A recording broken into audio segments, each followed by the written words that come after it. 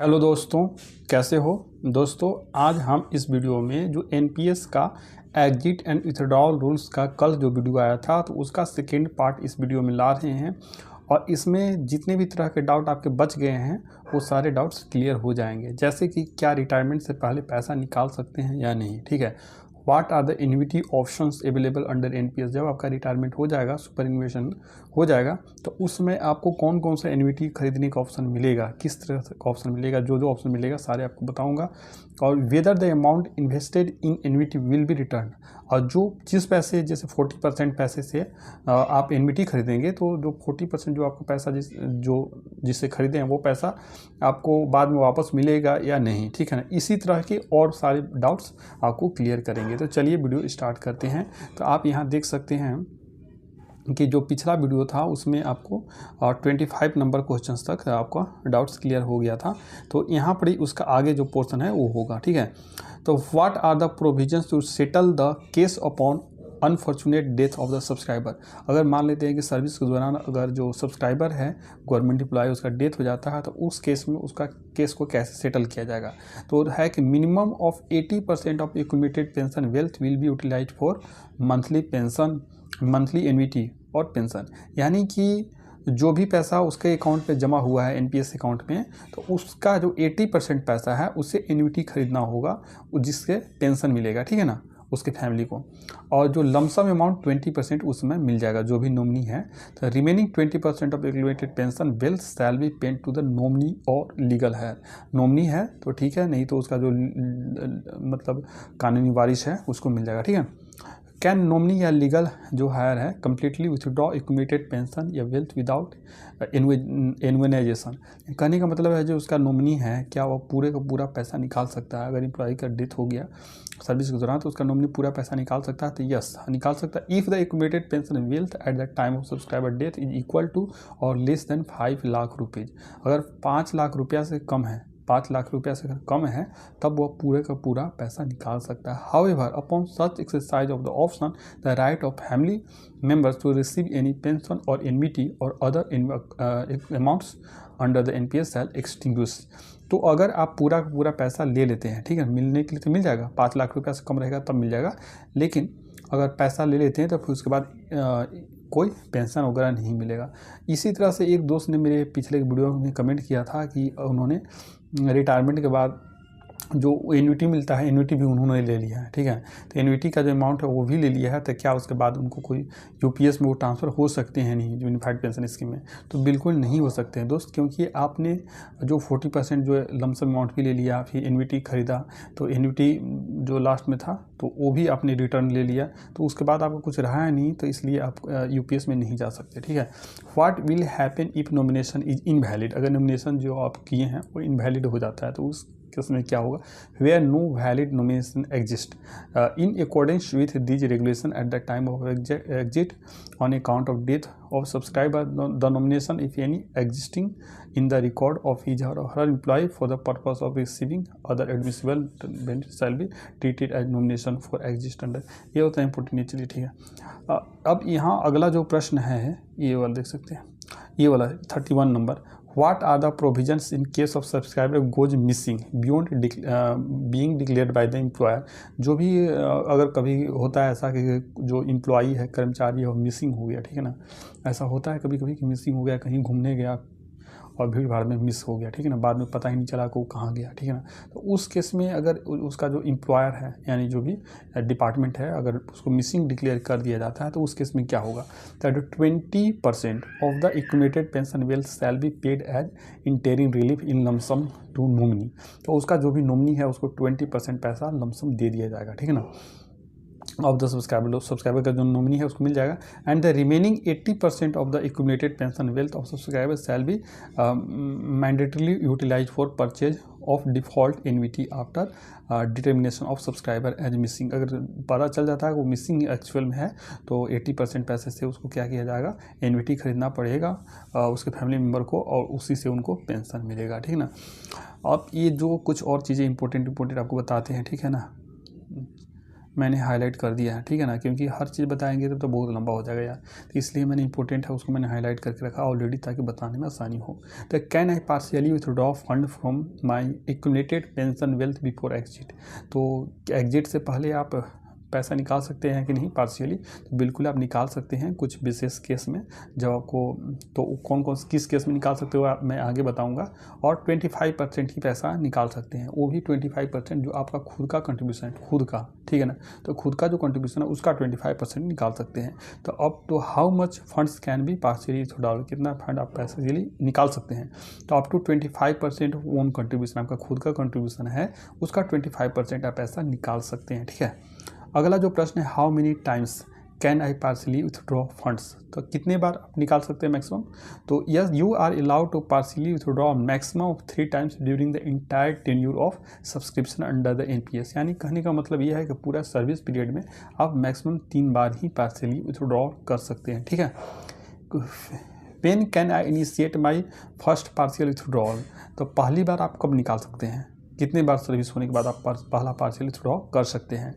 You can initiate first partial withdraw after completing period of 3 years, यानी 3 year कम से कम आपका service हो जाए उसके बाद ही पार्शियल विथड्रॉ कर सकते हैं। तो कितने ईयर, तो कम से कम एटलीस्ट 3 ईयर्स सर्विस हो जाएगा, 3 ईयर्स, उसके बाद ही आप पार्शियल विथड्रॉ कर सकते हैं, ठीक है।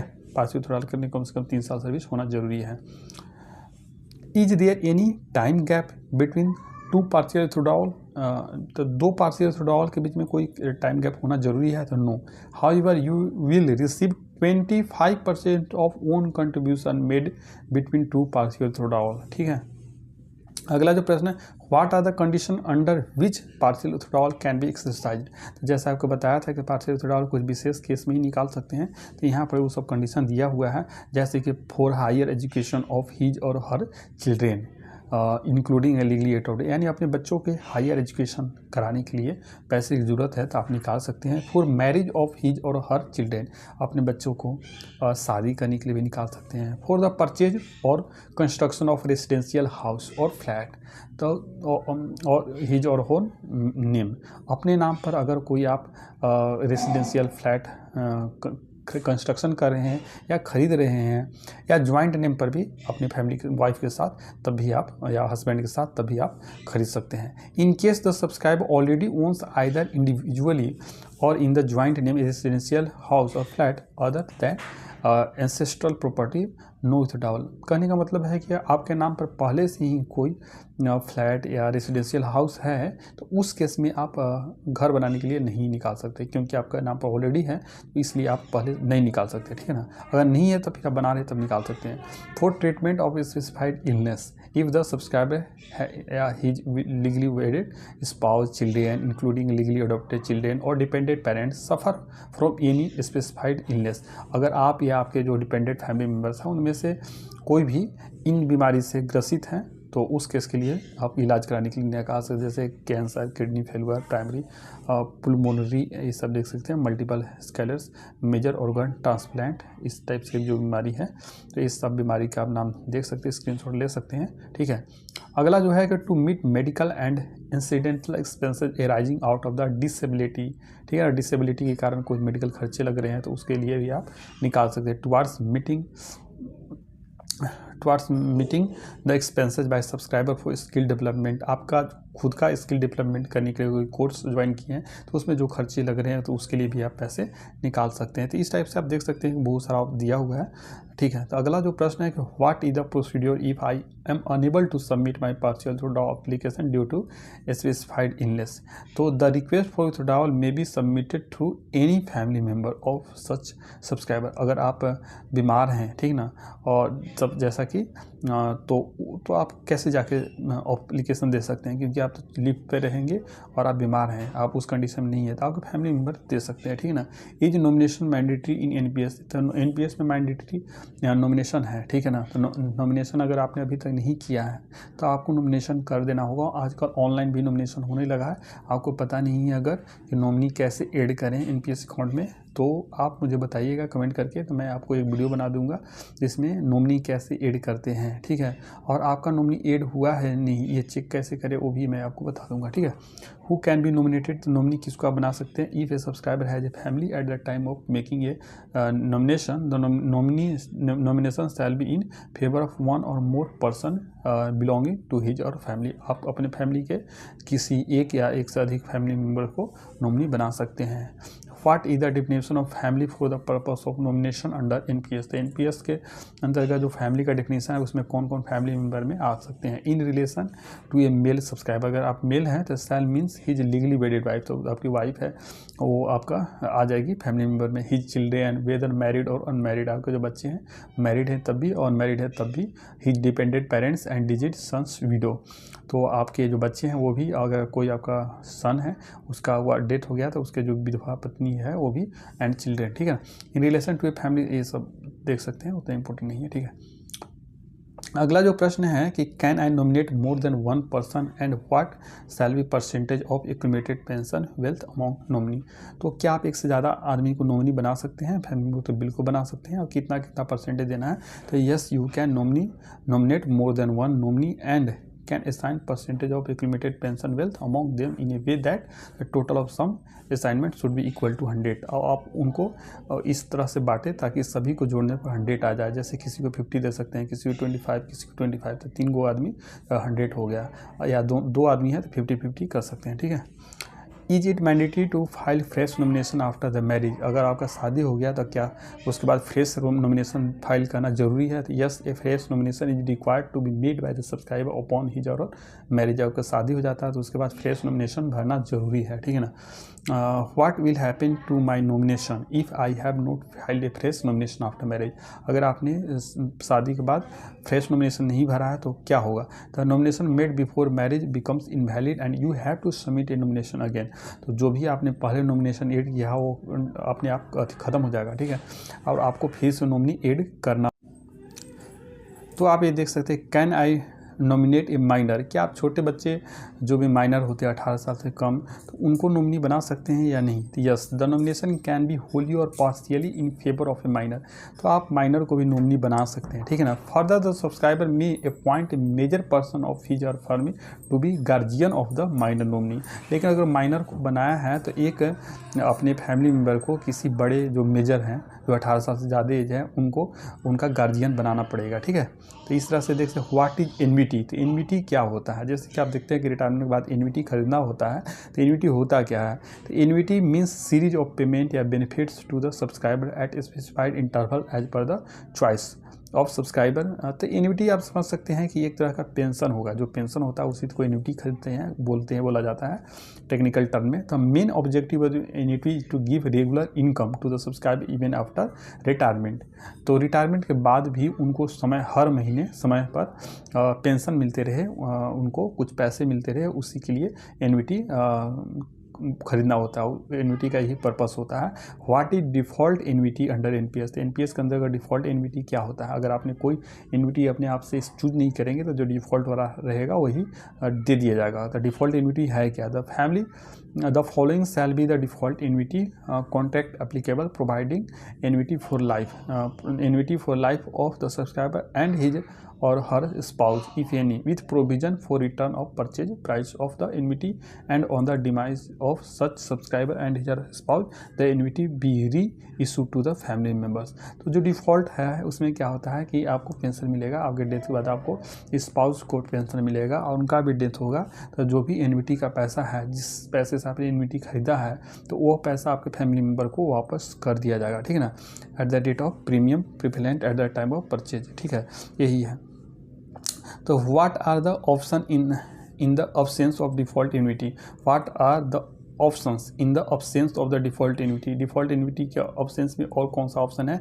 In the absence of non availability of the default annuity of the for any reason the subscriber can choose an annuity, any annuity within annuity types, जितने भी एन्युटी टाइप्स है वो किसी को चूज कर सकते हैं। ये डिफ़ॉल्ट एन्युटी मैंडेटरी, क्या डिफ़ॉल्ट एन्युटी चूज करना मैंडेटरी है? The choice of default annuity is not mandatory. ऐसा नहीं है कि आपको डिफ़ॉल्ट वाला रहने देना है, मैंडेटरी नहीं है। The subscriber has the option to opt out of the default annuity, not selecting default annuity and choose any annuity within annuity types. जितने तरह की एन्युटी है तो उनमें से कोई भी चूज कर सकते हैं, ऐसा नहीं है कि आपको डिफ़ॉल्ट वाला ही रहने देना है, लेकिन मैक्सिमम लोग हमारे हिसाब से डिफ़ॉल्ट वाला ही रखेंगे, ठीक है। Is it mandatory to purchase annuity under NPS at the time of exit? जब आप उसमें एग्जिट हो गए एनपीएस से तो क्या उसमें एन्युटी खरीदना मैंडेटरी है? तो yes, except there are some scenario where the subscriber nominee या legal heirs can withdraw whole accumulated pension wealth as mentioned above. तो जैसे कि पता ही है कि हाँ एन्युटी खरीदना जरूरी है, लेकिन अगर आपके अकाउंट में 5 लाख से कम है और आपने उस पूरे पैसे को निकाल लिया तो उस केस में आप एन्युटी नहीं खरीद सकते, क्योंकि आपके अकाउंट में पैसे ही नहीं रहेंगे, ठीक ना। तो which companies are empanelled by the PFRDA as ASP to provide annuity. तो एन्युटी प्रोवाइड करने के लिए PFRDA ने कौन कौन से कंपनी को नॉमिनेट किया है, ठीक है ना, कौन कौन से नॉमिनेट इम्पैनल किया है? तो Aditya Birla Sun Life insurance company limited, एक ये हो गया, Bajaj Allianz life insurance company limited और Canara HSBC life insurance company limited and ये देख सकते हैं इंडोलो टोक्यो, ठीक है। इस टाइप्स के बहुत सारे HDFC बहुत सारे ये कंपनी है, तो जो भी आपको इच्छा हो उसमें से खरीद सकते हैं, ठीक है। तो in case of exit before attaining the age of 60 years from NPS when will annuity starts? तो अगर आप 60 ईयर्स से पहले ही आपने क्या होगा कि एग्जिट हो गए, आपका जो सुपर इन्वेस्टमेंट का एज 60 ईयर्स होता है उससे पहले ही आप NPS एग्जिट हो गए, तो उस केस में, ठीक है, उस केस में उस केस में क्या होगा, when will annuity start? Annuity कब से आपका पेंशन मिलना चालू हो जाएगा? अगर आपने 60 ईयर्स एज होने से पहले ही आप एग्जिट हो गए तो आपको एन्युटी कब से मिलेगा, पेंशन कब से मिलेगा? तो annuity starts immediately after the minimum age required for purchasing any annuity that is 30, 35, 38 from any of the empanel annuity service provider. तो कम से कम आपका 30 साल सर्विस हो जाएगा। जैसे आप देख सकते हैं कि एन्युटी खरीदने का मिनिमम एज 30 है, तो 30 साल अगर आपका डिपेंडिंग अपॉन चॉइस हो गए, एक minute, annuity starts immediately after the minimum age, यानी 30 साल कम से कम आपका एज हो गया, उसके बाद आप एग्जिट होते हैं तो आपको उसी दिन से आपको मिलना लगेगा पेंशन, ठीक है ना। What are the annuity options available under NPS? NPS के अंदर कौन कौन से एन्युटी ऑप्शन है? तो annuity for life with return of purchase price. तो यहाँ पर इसका मतलब ये हुआ कि आप जब तक जिंदा रहेंगे तो आपको मिलेगा, उसके बाद जो भी पैसा है वो आपको फैमिली को मिल जाएगा। तो subscriber will receive payment of annuity till he is a life. जब तक वो जिंदा है तब तक उसको एन्युटी मिलेगा, पेंशन मिलेगा, and payment stops after death. उसके डेथ के बाद पेमेंट मिलना बंद हो जाएगा। However purchase price will be return to nominee, जो भी नॉमिनी है लेकिन परचेज प्राइस उसको मिल जाएगा, ठीक है। एन्युटी ग्रांटेड फॉर 5, 10, 15 और 20 years for life thereafter on death during the guidance period. ये सब देख सकते हैं। तो हमारे हिसाब से जो ये वाला है, ये वाला नहीं सबसे बेस्ट है, ये वाला होगा एन्युटी पेबल फॉर लाइफ, नहीं annuity for increasing simple, annuity for family वाला है वो सबसे बेस्ट रहेगा। Annuity for life with a provision of 100% annuity payable to spouse during his or lifetime on death of the annuity, ये वाला सबसे best रहेगा जो ये बोला है। Subscriber will receive payment of annuity till he is alive and thereafter spouse will receive payment of annuity till he is alive. Payment of annuity stops after the death of the spouse. If the spouse precedes the subscriber the annuity ceases after death of the annuity. It can be with or without return of purchase price. जो भी आपने choose किया है कि अगर आपको के death के बाद आपको वाइफ को मिले या हस्बैंड को मिले, उसके बाद फिर से जो एन्युटी का अमाउंट है वो मिल जाएगा, तो वो मिल जाएगा, ठीक है। तो उस तरह के जो भी ऑप्शन है उनमें से आप अपने हिसाब से चूज कर सकते हैं। Whether amount invested in annuity will be return. तो जो अभी आपने पैसे से 60%, 40% पैसे से एन्युटी खरीदा है तो क्या वो वापस मिल जाएगा? तो only in annuity types where there is a provision of return of purchase price. तो आपने ऐसा एन्युटी खरीदा है जिसमें लिखा हुआ है कि उसमें return of purchase price return हो जाएगा, तभी आपको मिल पाएगा। तो आप जब भी खरीदते हैं एन्युटी तो आपको ध्यान रखना होगा कि आप ऐसा एन्युटी खरीदें जिसमें हो कि पेंशन आपको मिले, आपके बाद आपके स्पाउस को मिले और with return of purchase price, और उसके बाद परचेज प्राइस रिटर्न भी हो जाए। ठीक है, तो इस तरह से आप देख सकते हैं दोस्तों। और आपको पता ही है कि लमसम अमाउंट आपको 60% मैक्सिमम मिल जाएगा और 40% से आपको एन्युटी खरीदना होगा, और पार्शियल विथड्रॉल तो आप कर ही सकते हैं। ठीक है ना। और टैक्स की बात किया जाए कि तो पार्शियल विथड्रॉल करेंगे तो वो टैक्स उस पर नहीं लगेगा। ठीक है, और लमसम विथड्रॉल जो 60% करते हैं तो उस पर भी आपको टैक्स नहीं मिलेगा। ठीक है ना, टैक्स नहीं लगेगा। ठीक है, यहाँ पर आप देख सकते हैं कि the total accumulated pension will थी टैक्स एग्जेम्प्टेड है। टैक्स एग्जेम्प्टेड है मतलब टैक्स फ्री है। लेकिन जो आप एन्युटी खरीदेंगे जिससे पेंशन आपको मिलेगा, तो पेंशन का जो आपका अमाउंट है उस पर टैक्स लगेगा। लेकिन टैक्स स्लैब में आप आएंगे, टैक्स स्लैब में तभी लगेगा। ठीक है ना, टैक्स स्लैब में आएंगे तभी आएगा। लेकिन पार्शियल विथड्रॉल और लमसम विथड्रॉल पर आपको टैक्स नहीं लगेगा। ठीक है, तो दोस्तों अगर वीडियो पसंद आया तो इसे लाइक करें, चैनल को सब्सक्राइब करें and share this video to your friends and relatives. ठीक है, और जो इसका पार्ट 1 है वह ज़रूर देखना, तभी आपको पूरा डाउट्स क्लियर हो पाएगा। फिर भी अगर कोई डाउट है तो कमेंट करके ज़रूर बताना। Thank you.